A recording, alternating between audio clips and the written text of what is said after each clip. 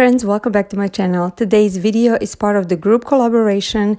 Sandra from the Shrowing's Nest gathered many DIY YouTubers, my dear friends, very talented ladies, and we are going to create for you some farmhouse DIYs. I cannot wait to see what everybody created, and there is going to be a playlist in the description box where you can check out what everybody made and also their channels, and I will link Sandra's channel in the description box as well, so you can go ahead and visit her channel. And now let's start with my project. For this particular project, I've used the board that I already had in my garage, and that was a 1x4 by 6 foot board. I took my measuring tape and I measured out 10 inches twice, so 2 sections of 10 inches. And after that, I'm using this ruler that I really love, and it's very handy to draw a straight line so I know where to cut. I'm using my miter saw to cut my pieces. I really like this saw because it is convenient and I can do it on my own for little projects. I'm going to link it in the description box so you can check it out if you are in a need. Next, I'm taking this ruler that I got from Lowe's. I believe it was 98 cents. And I am going to measure out also 10 inches twice, and I am going to cut that as well. Next, I am using a wooden dowel that I got from Walmart, and I am going to measure out 5 inches 2 times. When I have everything cut out, I'm going to be left with 2 pieces of board that are 10 inches long, and then 2 pieces of rulers that are 10 inches long, and 2 dowels 5 inches long. Next, it's going to be to use my Gorilla wood glue to connect these 2 board pieces. If you already have a board that is maybe size that you need, you definitely don't need to use 2. I did not have, so I actually had to use what I have on hand. I didn't want to go out and purchase anything, so this worked out perfectly. I left it for some time to dry, and then for this particular part, I also glued these 2 ruler parts together to make it thicker little board.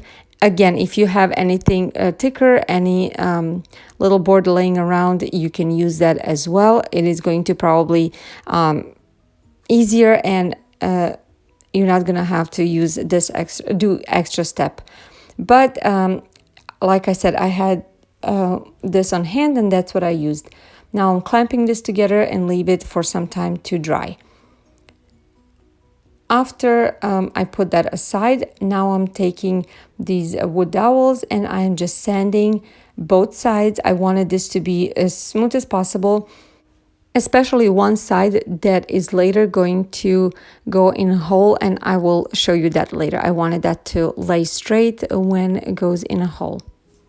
I'm using just this hand sandpaper that I had already in my garage.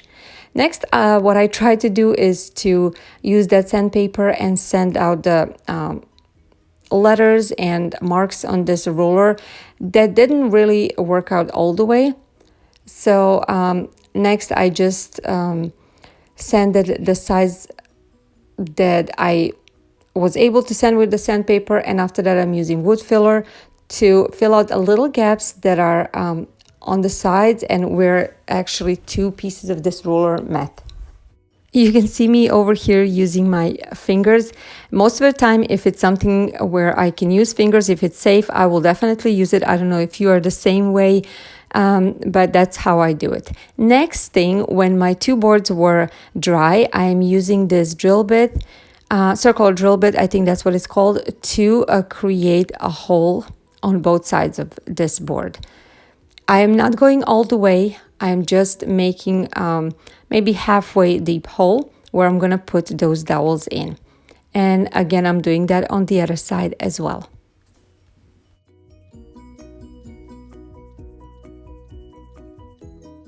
Next, I am taking the rulers that I actually glued together, and I am creating 2 holes. So I'm going to go all the way on both sides of this ruler. and this is how they look like. Now I'm just sanding a little bit the part where I put the wood filler with a sandpaper. And now I'm taking the big tools, and I'm actually taking my sander and sanding out both pieces. For the big block, I actually wanted it to have very nice smooth edges. Even though this is going to be farmhouse project, I didn't want edges to be rough at all. I wanted them to be, as you can see over here, rounded. I'm also going over this little part that I made out of rulers, and I am going a little more heavily on both sides just because I wanted those marks to disappear as much as possible.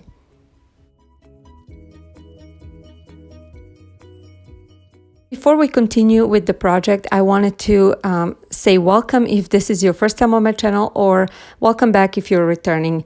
I love doing DIYs. That's what you're going to find on my channel from now on. And I really hope you will decide to take a look around my channel. I hope you will like it, and I hope you will stick around and subscribe. Also, if you're on a social media, make sure to look for me at Instagram, Pinterest, and Facebook. And now let's go back to my project. Next, I'm going to take my rust-oleum chalk paint in a linen white color, and I'm going to paint my pieces. For the big board, I went ahead and I gave it one coat because when I started painting, I saw that the beautiful grain on it actually showed through. The marks of the grain showed through, and I absolutely loved it. This little part that you see right now, I actually gave two coats because I didn't want those marks from the ruler to show through too much. Then I left everything to dry for some time. As you know, chalk paint dries pretty quickly. And after everything was dry, then I'm taking my board and I'm putting Gorilla wood glue in those little holes. And I am attaching these wood dowels. I'm putting them in a hole, and I'm leaving them to dry for some time. Now I'm taking my Beverly chalk paint in a color truffle and a little sponge, and I'm going around the edges. I am making it look distressed and look used and old. Then I'm going also on the top, not too heavy, just somewhere where I thought it would look good, especially where the grain marks showed through. That's where I went over with this paint, kind of like dry brushing it, and it really turned out beautiful. I'm doing the same thing with the small part that I've created. After I was done with this step, I am taking my Beverly chalk paint in a color mineral, and I am using a chippy brush that I had on hand, and I am going and dry brushing wherever I think it needed to be dry brushed. And again, just to make it look farmhousey, old, used, and I wanted different kind of paints to show through. That way it will really look like it's chipped and old. And next I'm using the Beverly chalk paint in a color celery. I really like this color, especially for farmhouse projects. And I'm putting it just a little bit in some corners and in some spots. That will give out the that feeling, that look of an old board that had many paints on it, and they just showed through because the top paint was just rubbed off. After all this was done, I am taking this wax, folk art clear wax, and just a little sponge, and I am going over my piece. I wanted to protect it because I wanted it to last for a long time for us. And I think by now you can see what I've created. I've created a napkin holder. I saw something similar online and it gave me an idea, and I really wanted to create it for us. And this is how it looks. Again, it was such a super fun and easy project to make, but I love how it turned out. It is so nice. It can hold a lot of napkins and absolutely fits my decor. Also, it really can look beautiful with different colors of napkins, and I can only imagine for different occasions and different holidays. I really hope you liked this video, and if you did, please give it a thumbs up and subscribe to my channel if you're not already subscribed. Thank you, Sandra, for hosting this, and don't forget to check out the playlist in the description box. Have a great day. Bye.